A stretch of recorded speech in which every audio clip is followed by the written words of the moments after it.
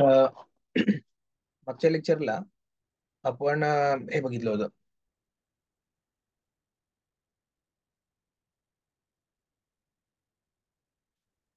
Collection framework बघितलं होतं.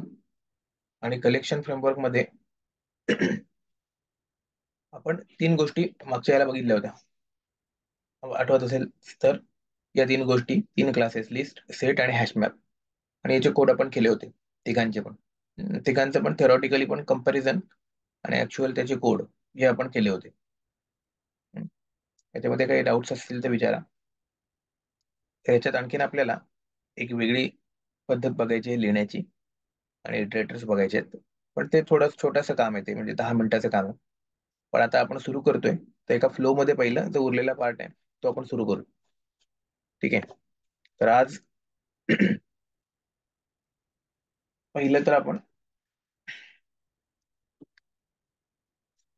सुरुवात करूया एक्सेप्शन हँडलिंगनी, जो पॉईंट आपला उरला होता. नंतर आपण घेऊ रॅपर क्लास. आणि त्याच्यानंतर जर वेळ उरला तर मग आपण ते शॉर्ट मध्ये बघू, म्हणजे त्याचं 10 मिनिटाचं काम आहे ते, जे होतं कलेक्शन फ्रेमवर्क. नाहीतर मग जेव्हा सेलेनियम सुरू करू पुढल्या वेळेला, तेव्हा किंवा पुढल्या वेळेला आणखीन आपला एक दोन पॉईंट जे काही उरले असतील ते करून मग ते करू आणि मग सेलेनियम सुरू करू. ठीक. तर आता आपण पहिलं तर सुरू करूया, ते म्हणजे एक्सेप्शन हँडलिंग. ओके. तर हा टॉपिक आपण सुरू करू आज. तर सगळ्यात पहिलं, हे सुरू करण्याच्या आधी एक तुम्हाला नॉर्मल हे सांगतो,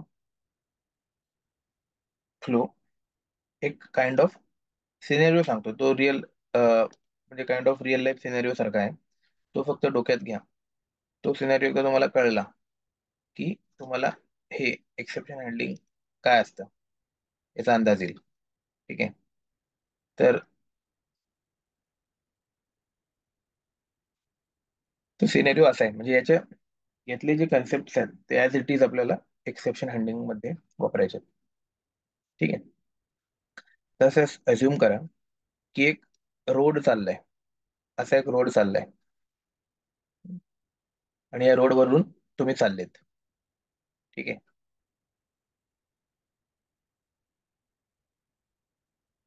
ठीक आहे. असं अज्युम करा की इकडे कसं एक रोड चाललाय आणि तुम्ही रोडवरनं चाललेत.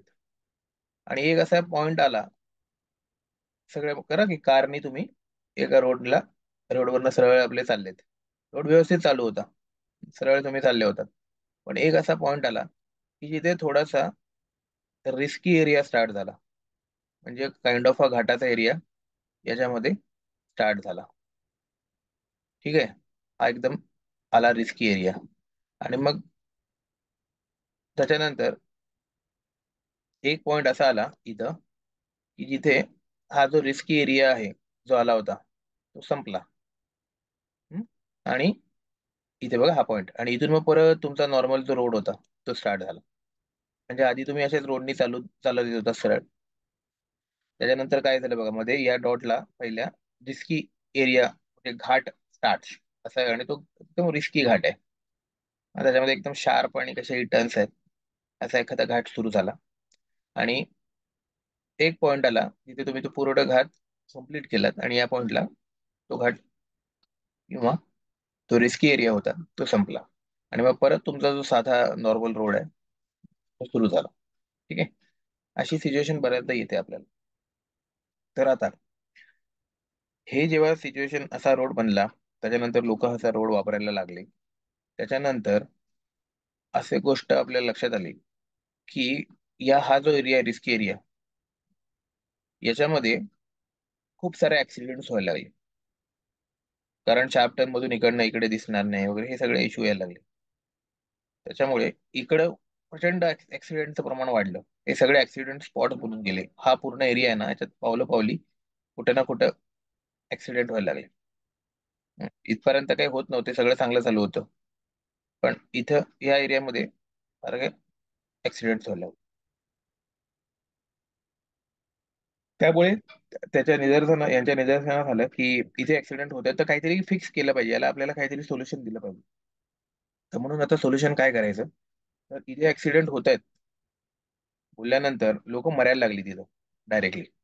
काय, तर त्याच्यामुळे मग काय म्हणले की ज्या एरियामध्ये ऍक्सिडेंट होत आहेत, तर या एरियाच्या मध्येच मध्येच म्हणजे या रिस्की एरियामध्ये कुठेतरी काहीतरी प्रोव्हिजन केली पाहिजे, की जेणेकरून तो तिथून तुम्हाला त्या ऍक्सिडेंटला काहीतरी सोल्युशन देता येईल.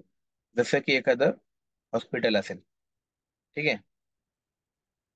तर मग गव्हर्नमेंटने काय केलं, तर असं एखादं हॉस्पिटल आपण देऊ, जिथे जर कोणाला ऍक्सिडेंट वगैरे झाला तर नेता येईल, असा विचार केला. ठीक. पण तेव्हा त्यांना म्हणजे इथेच हे हॉस्पिटल देण्याचं कारण काय, कारण जर तुम्ही इकडे हॉस्पिटल दिलं या साईडला इथं, तर त्याचा काही उपयोग नाहीये. कारण हा मध्ये इथे घाटामध्ये जर त्याला ऍक्सिडेंट झालाय, तर इथे येईपर्यंत तो माणूस जाईल कामातून, तेव्हा किंवा इकडे पुढं. त्यामुळे ज्या एरियामध्ये ऍक्सिडेंट होतोय त्या एरियामध्येच ते देणं गरजेचं आहे.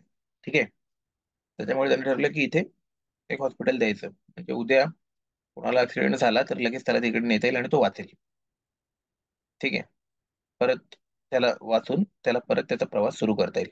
नाहीतर काय होईल, मध्ये एखाद्या माणसाचा इथे ऍक्सिडेंट झाला, तो माणूस तिथेच जाईल आणि पुढला त्याचा प्रवास कंटिन्यू होणार नाही. ठीक आहे. त्याच्यामुळे मग अशी त्यांनी प्रोव्हिजन केली की कोणाला ऍक्सिडेंट झाला तर असं करता येईल. पण नंतर अशा गोष्टी त्यांना लक्षात आल्या की प्रत्येकाचा जो ऍक्सिडेंट आहे तो वेगवेगळ्या स्वरूपाचा आहे. म्हणजे काही लोकांना ऍक्सिडेंट होतोय त्याच्यामध्ये जस्ट थोडस खरचटतंय, किंवा काही लोकांना जो ऍक्सिडेंट होतोय त्याच्यामध्ये फक्त मुका मार लागतोय कुठेतरी, आणि काही लोकांना ऍक्सिडेंट होतोय त्याच्यामध्ये खूप रक्तस्राव होतोय, खूप जखमा होत आहेत. काही लोकांना ऍक्सिडेंट झाल्यानंतर मेंदूलाच मार बसतोय, त्यांना काही कळत नाहीये. काही लोकांना ऍक्सिडेंट झाल्यानंतर त्यांचं बोट किंवा कुठलं तरी असं कट होतंय. वेगवेगळ्या प्रत्येकाच्या, आणि काही लोकांना ऑर्थोपेडिक इश्यूज होतात, म्हणजे हाडच मोडत आहे. असे वेगवेगळे प्रॉब्लेम्स येत आहेत की प्रत्येकाला ऍक्सिडेंट नंतरचे हे वेगळे आहेत. त्यामुळे त्याला लक्षात आलं की आपण एक साधं इथे नॉर्मल काहीतरी हे ठेवलं क्लिनिक, तर ते सफिशियंट नाहीये. तर म्हणून मग त्याने काय केलं की ते म्हटले की ओके, आता आपण कसं करूया की एक याच्यासाठी असे आपण वेगवेगळे ऑप्शन्स एकतर आपल्याला ठेवता येतील असे. तर आता हा पहिला ऑप्शन आहे. तर समजा तुम्हाला खर्चटलं असेल फक्त छोटं मोठं, तर मग इथे ते आपलं फर्स्ट एड जे असतं, तर फर्स्ट एडचा किट फक्त असेल तर तुम्हाला इथे दिला जाईल. मग तुम्ही सांगायचं, म्हणजे इथे ऍक्सिडेंट झाला ज्याला तर तुम्ही याल तेव्हा विचारायचं, इथे एंट्री करताना ते तुम्हाला विचारणार की तुम्हाला काय झालंय. तर तो म्हणतील की तुम्हाला नॉर्मल खर्चटलंय फर्स्ट. हा, मग ठीक आहे, मग या आतमध्ये फर्स्ट एडचं किट तुम्हाला देते, प्रथम उपचार तुमच्यावर केले जातील आणि तुम्हाला सोडलं जाईल. ठीक आहे. तेच जर तुम्हाला वाटलं की नाही, मला नुसतं खरचडलं नाहीये, तर मला काहीतरी हाडाला मार लागलाय, तर मग इकडे एक ऑर्थोपेडिक स्पेशालिस्ट गोष्टी इथे असणार. इथे आतमध्ये जाताना विचारतील प्रॉब्लेम काय, हाडाला मार लागला असेल तरच इथे घुसा, नाहीतर आम्ही काही डील करू शकत नाही. ठीक आहे. तसंच इथे ते म्हणलं असतील फक्त फर्स्ट एड पाहिजे असेल तरच घुसा, हाडाला मार लागला असेल तर इथे नका येऊ, किंवा मेंदूला मार लागला असेल तर इथे येऊ नका. तसं इथं की इथे आम्हाला तुम्हाला हाडाला मार लागलाय, हा मग या आतमध्ये, मग इथे ऑर्थोपेडिक स्पेशालिस्ट आहेत, ते तुम्हाला डील करतील. तुम्हाला फ्रॅक्चर वगैरे काय असेल ते प्लास्टर वगैरे करून देतील, आणि तुम्ही आराम करायला लागेल असेल तिथे करायला लावतील, नाहीतर मग तुम्हाला प्लास्टर करून पाठवतील. तसंच जर मेंदूला मार लागला असेल, तर मग ते इकडे आपल्याला जातील, मग इथे तुमचा काहीतरी MRI वगैरे असेल, तो MRI वगैरे सगळ्या केला जाईल की खरोखर काही इश्यू झालाय का. आणि मग ते मेंदूचे स्पेशालिस्ट असतील इथे. ठीक आहे. तसंच वेगळं की जर तुम्हाला इकडे खूपच ब्लडिंग झाली असेल आणि मग तुम्हाला काही बाकी ब्लड द्यायचं असेल, बाकीच्या रिलेटेड काही गोष्टी असतील, त्यासाठी सपोज हे असेल. असे खूप त्यांनी काय केले, हॉस्पिटल इथे क्रिएट केले तेवढ्या स्पॉटमध्ये. ठीक आहे. तर ह्याच्यामध्ये आणखीन एक असा विचार आला की आता मी आतमध्ये घुसतोय आणि सगळ्याच लोकांना माहित नाहीये की मला काय होतंय. तो म्हणतो की मी आतमध्ये, तर मला ऍक्सिडेंट तर झालाय, पण मला हेच नाही कळत आहे की मला नक्की काय झालंय. म्हणजे कदाचित माझ्या मेंदूला पण मार लागला असेल, आणि मला फर्स्ट एड ची पण गरज असेल, आणि मला हाडाला पण मार लागला असेल. मला फक्त ऍक्सिडेंट झालाय आणि मी त्या स्टेट मध्येच नाहीये किंवा मला नॉलेजच नाहीये की मला कुठल्या लेवलची इंजुरी झाली आहे. ठीक आहे, मग मला मी काय करायचं, तर मी इकडे गेलो ऑर्थोपेडिक मध्ये. तिथे मी इकडे शोधत बसलो आणि मला कळलं की मला जे झालंय ते इथे होतच नाहीये. तर माझी फेरी फुकट जाईल आणि नंतर मला ब्लड लागत असेल तर तोपर्यंत मला ब्लड मिळणार नाही. तर ते खूप रिस्की होईल. किंवा मला एमआरआय लागत असेल मेंदूचा इमेज, ते नाही होणार, ते खूप रिस्की होईल. त्यामुळे एखादा जर अनअवेअर असेल आणि तो चुकीने जर दुसरीकडे घुसला नॉलेजच्या अभावामुळे, तर काय होईल, त्याचं नुकसान होईल. मग ही गोष्ट लक्षात आली की अरे इथे तर प्रत्येकाला कळलं पाहिजे की आपल्याला काय झालंय, तरच तो येऊ शकेल. किंवा त्याच्यासोबत कोणतरी माणूस पाहिजे. पेशंट जर अनकॉन्शियस असेल, त्याला माहितीच नसेल, तर काय कुठे नेणार त्याला, काय लागलं. तर असं त्यांना कळलं. मग ते काय म्हणले, आता ह्याला एक सोल्युशन काय करायचं. तर त्याने एक सोल्युशन दिलं. ते म्हणले की आपण एक असं याच्यासोबतच इथं एक मोठं आणखीन एक हॉस्पिटल बनवू. आणि हे हॉस्पिटल जे असेल ते असेल मल्टी स्पेशालिटी हॉस्पिटल. ओके. तर म्हणजे याच्यामध्ये तुम्हाला केअर करायची गरज नाही किंवा तुम्हाला विचार करायची गरज नाही की तुम्हाला काय होतं. ह्याच्यामध्ये फक्त तुम्ही आतमध्ये घुसा. तुम्हाला फर्स्ट एड असेल तर ते बघतील, ओके फर्स्ट एड आहे ना. ते आतमध्ये गेल्यानंतर तुम्ही आतमध्ये या, फक्त पेशंटचा फॉर्म भरा आणि आतमध्ये घुसा. तुम्हाला ऑब्झर्व करून ते बघतील की तुम्हाला काय झालंय. जर तुम्हाला फर्स्ट एड लागत असेल तर तिकडे फर्स्ट एडचं एक वेगळं डिपार्टमेंट असेल, इकडं रूम असेल फर्स्ट एड, त्याच्यामध्ये तुम्हाला पाठवतील. जर तुम्हाला ऑर्थोपेडिक लागत असेल तर ऑर्थोपेडिकचं एक वेगळं स्पेशल डिपार्टमेंट असेल, तिकडे तुम्हाला ते पाठवतील. एमआरआय लागत असेल तर त्याचं डिपार्टमेंट असेल, तिकडे तुम्हाला पाठवतील.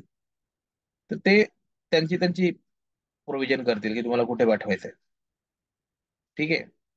असं हे मल्टी स्पेशालिटी हॉस्पिटल असेल तर तुम्ही विचार नाही करायचा, तुम्ही फक्त डायरेक्ट त्याच्यात घुसायचं. ठीक आहे. तर हा एक दुसरा प्रस्ताव आला. तर मग याच्यात पण लोकांना फायदा होऊ लागला. फक्त याला खर्च खूप आला, पैसे खूप वाढले. म्हणजे याच्यात जर जायचं बोलल्यानंतर, जर इथे आपल्याला फर्स्ट एड साठी काम आपलं फ्री मध्ये होत होतं, तर इथे तरी पण आपल्याला फॉर्म भरून ते फर्स्ट एड घ्यायला पण आपल्याला 500 रुपये भरायला लागले. हे थोडासा लोड आला आपल्यावर. ठीक आहे, पण काम व्हायला लागलं की आपल्याला माहित नाहीये कुठं जायचं तर बिंदास चला इकडे. पण त्याच्या बदल्यात या हॉस्पिटलचं इन्फ्रास्ट्रक्चर वगैरे हे जे बांधण्याचा खर्च होता तो तुमच्या फीज मध्ये रिफ्लेक्ट व्हायला लागेल. ठीक आहे, म्हणजे काहीतरी फॅसिलिटी मिळते तुम्हाला, त्याचे चार्जेस भरावे लागले. ठीक आहे. तर हे होतं एक एक्झाम्पल. एक रिअल लाईफचं आपलं एक्झाम्पल होतं की आपण रिअल लाईफ मध्ये एक आपला फ्लो जर चालला असला, रोडवरून आपण चाललोय, म्हणजे एक प्रॉपर छान फ्लोनी आपण चाललोय पुढे, आणि असा एखादा कॉम्प्लिकेटेड जर काही पार्ट आला तर तिथे आपला फ्लो ब्रेक होऊ शकतो आणि आपल्याला ऍक्सिडेंट झाला, तर तिथून आपण डायरेक्ट आपला दगावलो किंवा काही झालं आपल्याला, तर आपल्याला पुढे जाणं प्रॉब्लेम येऊ शकतो. तर त्याच्यामुळे असे काही सिच्युएशन येत असेल तर त्याला डील करण्याची प्रोव्हिजन आधीच आपल्याकडे पाहिजे. ठीक आहे. त्याच्यामुळे ही प्रोव्हिजन जर असेल तर मग आपण परत इथून पुढे जाऊ शकतो. नाहीतर मध्येच आपला तिकडे कार्यक्रम होणार. आणि मग पुढे सुनसान रस्ता आहे आणि आपल्याला काही झालं गाडी, म्हणजे ते काही प्रोव्हिजन नसेल तर मग आपल्याला हा फ्लो आपला जो आपण इथून डिसाईड केले इथून इथपर्यंत पोहोचायचं, ते आपल्याला पोहोचता नाही येणार. हे आपली स्टार्टिंग पॉइंट आहे. ओके. सोर्स किंवा म्हणजे इन स्टार्ट पॉइंट, आणि हे आपलं डेस्टिनेशन आहे सपोज. तर इथून आपल्याला इथे पोहोचायचंय, तर ते आपल्याला पोहोचता नाही येणार तर मध्ये असं काही प्रोव्हिजन नसेल आणि आपल्याला काही अपघात झाला तर. ठीक आहे. त्यामुळे आपल्याला हे डोक्यात पाहिजे की जर आपल्याला सोर्स टू डेस्टिनेशन पोहोचायचंय, तर मध्ये कुठला अपघात होण्याचे चान्सेस असतील, तर आपल्याकडे त्या अपघातावर मात करण्यासाठी, डील करण्यासाठी काहीतरी प्रोव्हिजन पाहिजे. कळलं. हा जो अप्रोच आहे तो सेम अप्रोच आपण वापरतोय कोडिंगसाठी. ठीक आहे. तर आता मी जातो आपल्या फोल्डरमध्ये, हा nice करतो. आणि इथे मी जातो जेव्हा मराठीमध्ये बेसिक कन्सेप्ट मध्ये. ठीक आहे. तर याच्यामध्ये एक आपण क्लास बनवू. हे हा फक्त ही जी टर्मिनॉलॉजी मी सांगितली होती ना ती लक्षात ठेवा. कारण ही तुमच्या एकदा डोक्यात फिक्स फिट बसली, एक्सेप्शन तुम्हाला कळेल, मग एक्सेप्शन साठी असं काही लक्षात ठेवायला लागणार नाही. सगळं याच्यासोबत तुम्हाला फक्त कनेक्ट करायचंय. या स्टोरी सोबत तुम्हाला एक्सेप्शनचे जे सगळे कन्सेप्ट आहेत ते कनेक्ट करायचे. मग हे आपोआप तुम्हाला ते कन्सेप्ट लक्षात राहतील. वेगळं त्याच्यासाठी लक्षात ठेवायला मेमोराईज करायची गरज पडणार नाही. सर याला काहीतरी एक नाव देऊ. नॉर्मल आपण जसं देतो तसं एक्सेप्शन डेमो क्लास वगैरे असं काहीतरी नाव देऊ. पण ते मोठं होईल त्याच्यापेक्षा. मग मी असं नाव देतो, एक्सेप्शन हँडलिंग EH डेमो. म्हणजे आपल्याला ऑब्जेक्ट बनवायला उगाच टाईप करायला लागणार नाही सगळ्या गोष्टी. ठीक आहे. तर सिंपल मी काय करतोय बघा, एक नाव देतोय एक्सेप्शन हँडलिंग डेमो नावाचं.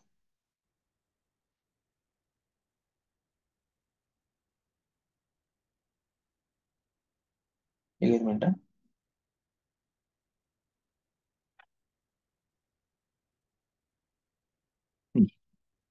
ठीक आहे. तर हा मी एक नाव बनवला आणि इथे मी पब्लिक स्टॅटिक वॉइड मेन घेतलं, मला लागते. फिनिश केलं. आपला क्लास बनला.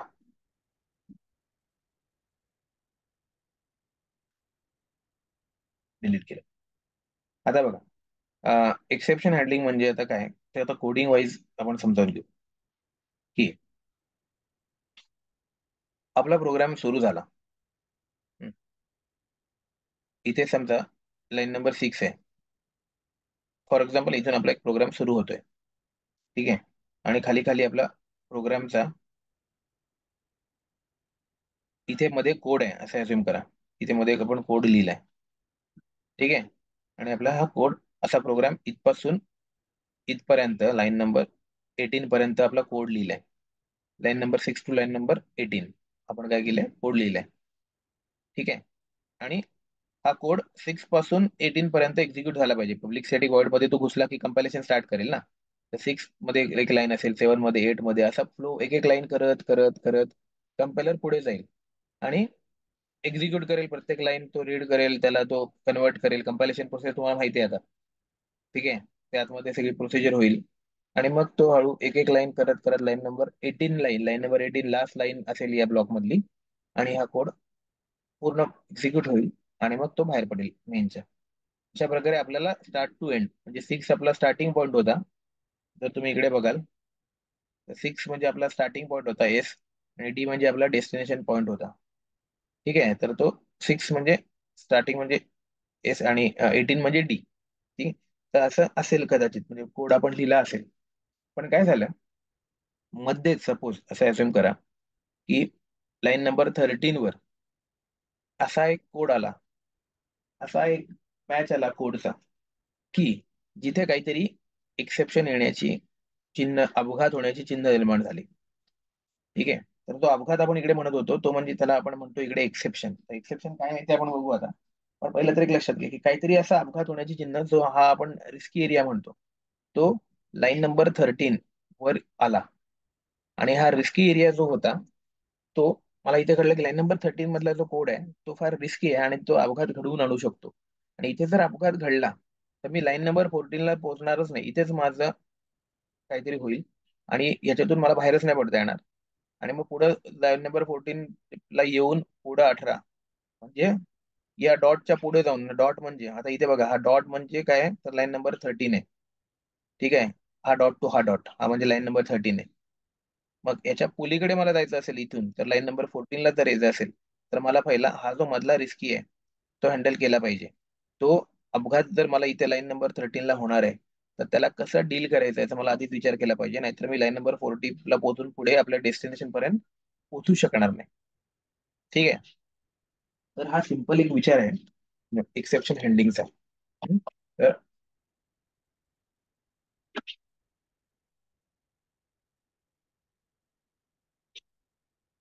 हा सिंपल एक विचार आहे एक्सेप्शन हँडलिंगचा.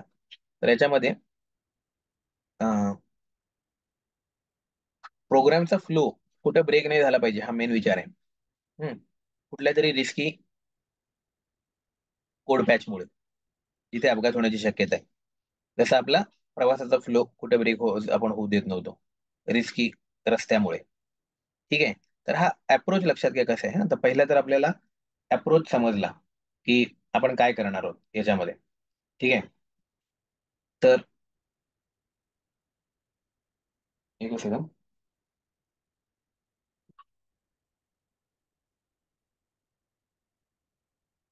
हा, तर फ्लो आपल्याला समजला की आपण काय करणार आहोत.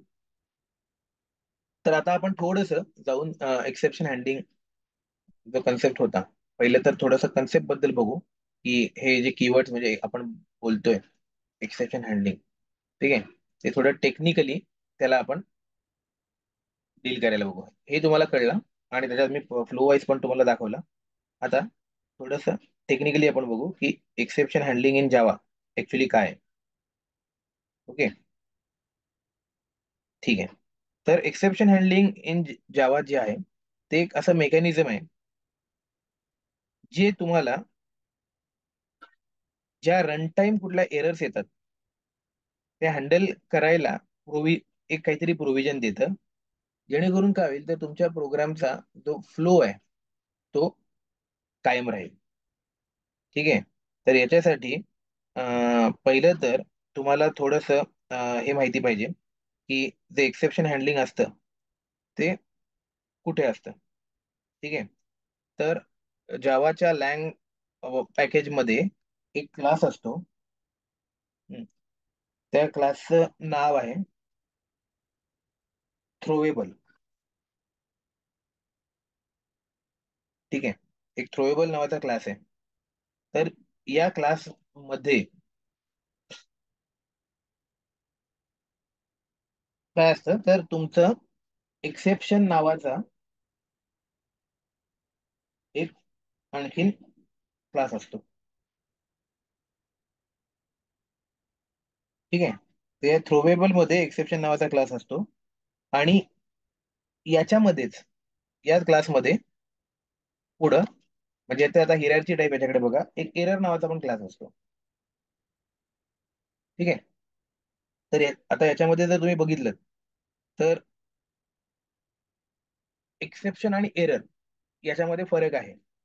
आता थ्रोएबल एक क्लास आहे, आता मी टेक्निकली सांगतो. या थ्रोएबल क्लासमध्ये काय आहे, एक एक्सेप्शन नावाचा पण त्याचा सब क्लास आहे आणि त्याचा एरर नावाचा पण त्याचा सब क्लास आहे.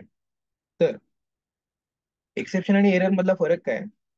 तर एक्सेप्शन जे आहे ते तुम्ही हँडल करू शकता आणि त्याच्यातून तुम्ही त्या इश्यू मधून तुम्ही बाहेर पडू शकता. आणि एरर ही कशी गोष्ट आहे की ज्याच्यामधून तुम्हाला सोल्युशन नाही द्यायचं, काय ती आली की आली. ठीक आहे. मग ती म्हणजे त्याचा काहीतरी इश्यू आहे. पण एक्सेप्शन म्हणजे अशी गोष्ट की एक छोटासा जो अपघात असा आहे पण त्याच्यावर तुम्ही सोल्युशन देऊ शकता. तुम्ही त्याला काहीतरी प्रोव्हिजन देऊ शकता. ठीक आहे. तर आता या एक्सेप्शन मध्ये पण दोन गोष्टी आहेत.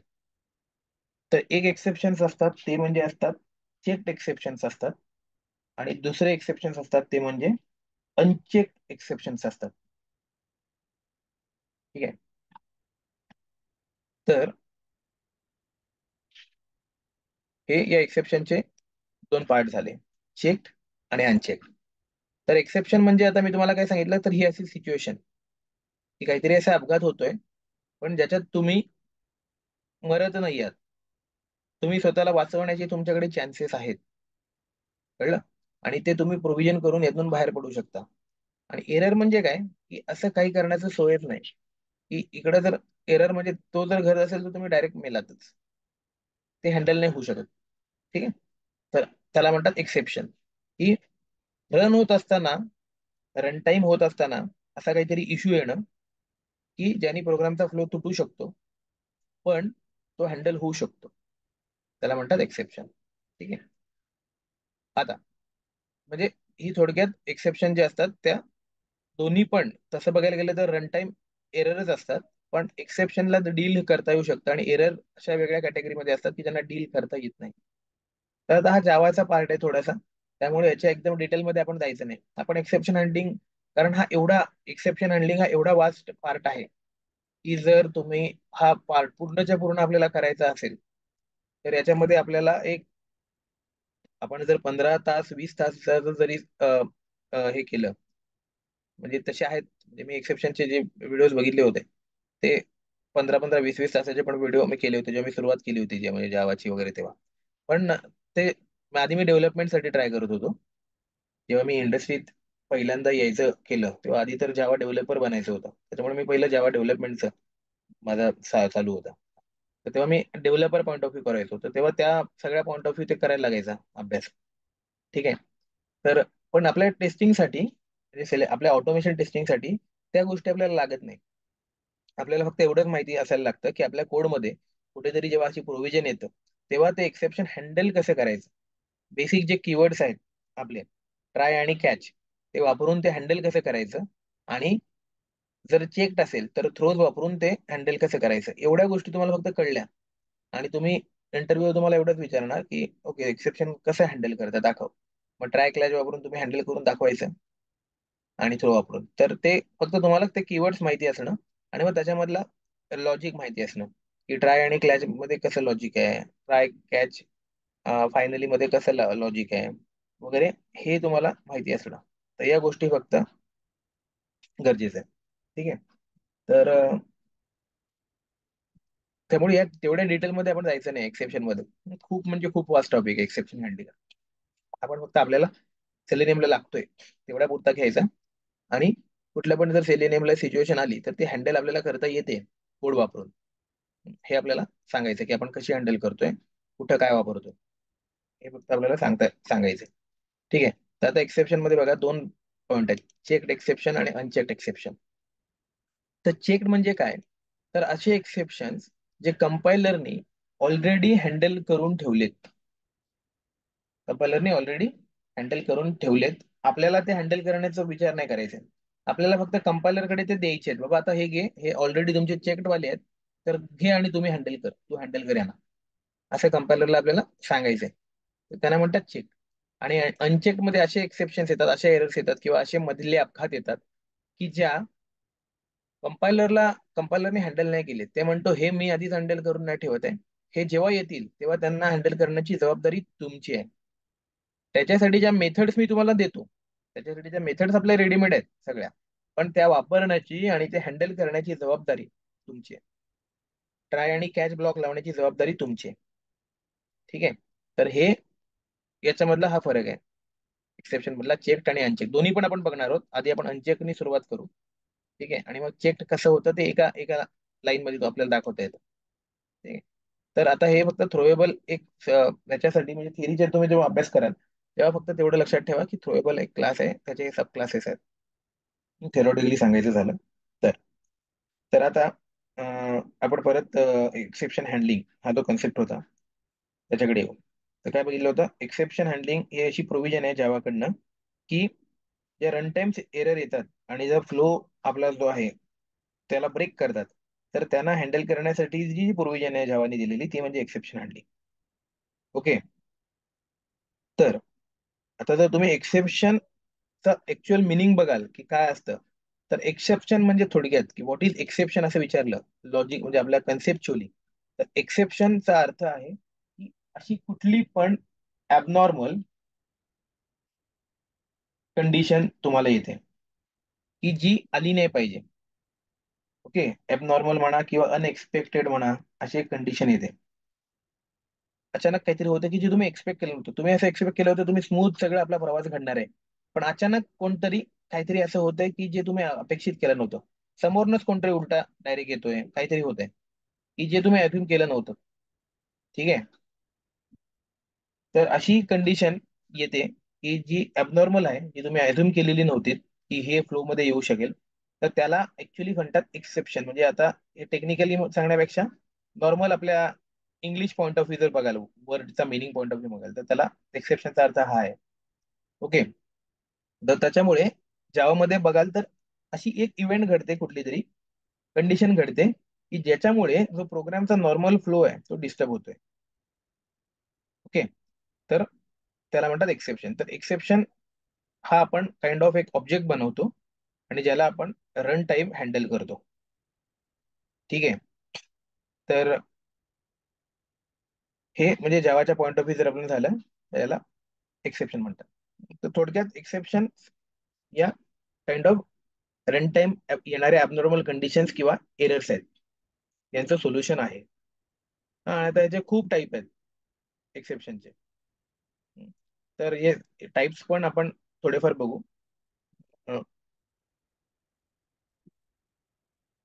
तर याच्यातले जर तुम्ही तरी पण एक सांगायचं झालं एक्सेप्शनचे टाइप्स, तर याच्यामध्ये एक आयओ एक्सेप्शन्स असतात. ठीक आहे. त्याच्यानंतर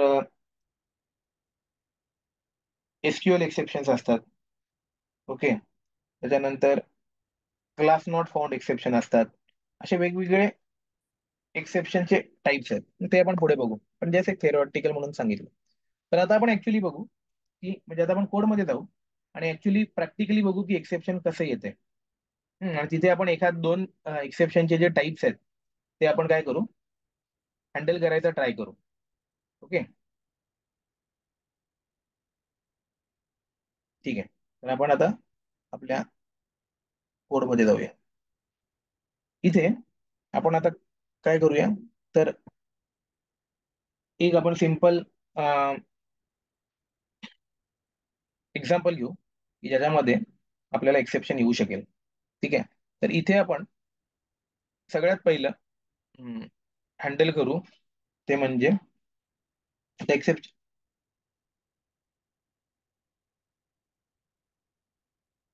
अरिथमेटिक एक्सेप्शन. ओके. एक एक्सेप्शनचा टाईप आहे अरिथमेटिक, एकदम सिम्पल. आपण सध्या सिम्पल सिम्पल जे आपल्या सेलेनियम मध्ये येतात ते करू. तर अरिथमेटिक एक्सेप्शन आहे म्हणजे सगळ्यात सुरुवातीला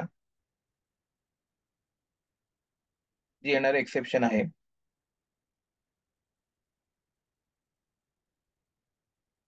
ते आपण हँडल करू.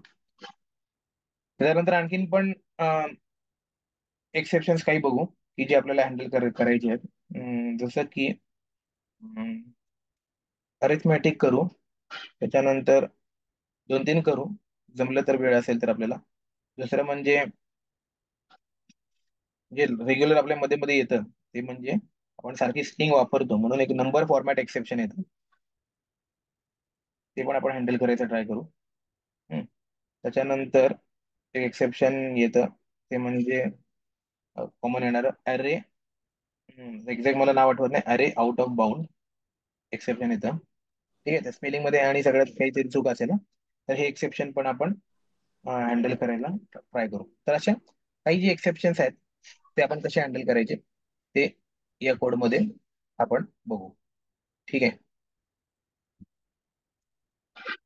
तर आता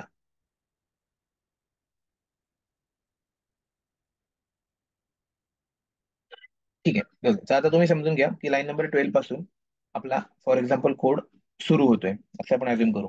लाईन नंबर 12 ला या, म्हणजे लक्ष ठेवा सगळ्यांनी. तर आता सपोज लाईन नंबर 12 आहे, तिथे मी एक सिम्पल एक लाईन लिहितोय की स्टार्टिंग पॉइंट. ओके. तर इथे समजा की इथून आपला कोड म्हणजे तिथे प्रिंट आपोआप प्रिंट करेल तिथे की प्रोग्राम स्टार्ट होतोय, आपल्याला फ्लो मध्ये कळावं म्हणून मी फक्त इथे एक स्टार्टिंग पॉईंट असं प्रिंट केलंय. ठीक आहे. तर त्याच्यानंतर आता बघा मी काय करतोय, एक्सेप्शनची कंडिशन कशी येते आता आपल्याला रन टाइम बघा. मला वाटतं लेस दॅन 1 मिनिट आहे. तर मी मीटिंग बंद करतो आणि परत एकदा सुरू करतो. आपण न्यू सेशन मध्ये हा प्रोग्राम कंटिन्यू करू.